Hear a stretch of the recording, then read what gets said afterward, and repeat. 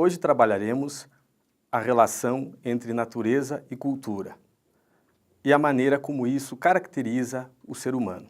Poderíamos começar com uma pergunta: como explicar a enorme diversidade de comportamentos humanos quando se trata de uma única espécie, o ser humano, né? Ou seja, temos uma unidade biológica geral em toda a espécime, mas temos ao mesmo tempo uma diversidade enorme de comportamentos, de hábitos e de costumes. Podemos responder essa pergunta a partir da noção que, apesar de uma unidade biológica, todos nós, humanos, temos a mesma constituição física, uma constituição física muito semelhante, cada um de nós é inserido de forma diferente num contexto cultural. Ou seja, e é isso que nos constitui como humanos. O antropólogo norte-americano Clifford Geertz diria que o ser humano é um animal incompleto biologicamente. Ou seja, nós nascemos com uma biologia preparada para vivermos várias vidas, mas a nossa imersão em uma determinada cultura fará com que vivemos uma vida apenas. Isso então vai explicar a diversidade de comportamentos que constitui o ser humano. Isso vale para a constituição dos comportamentos humanos e vale também para a composição dos seus comportamentos corporais, tão caros para o campo da educação física.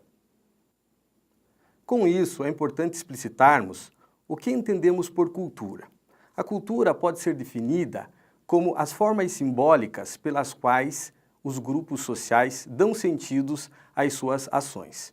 Clifford Geertz dirá que o homem é um animal amarrado a teias de significados que ele mesmo teceu, e a cultura é justamente essa teia de significados e a sua análise. Ainda é comum o entendimento da natureza separada da cultura, como se o ser humano tivesse de um lado uma dimensão biológica e de outro uma dimensão cultural, como duas faces independentes sem comunicação uma com a outra. Como se fosse necessário primeiro o desenvolvimento e o amadurecimento dessa dimensão biológica para depois a produção da cultura. O antropólogo norte-americano Clifford Geertz vai refutar essa concepção, falando da existência de uma interdependência entre a nossa natureza biológica e a própria cultura.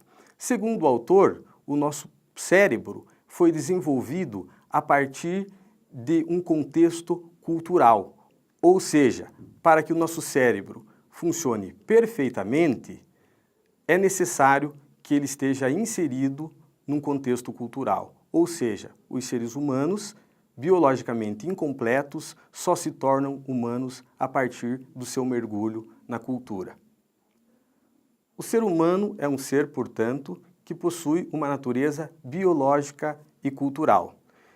Isso traz consequências importantes para a nossa compreensão sobre o próprio ser humano, sobre o corpo, sua cultura corporal e para o próprio campo da educação física. Espero que tenham gostado desse tema e bons estudos a todos!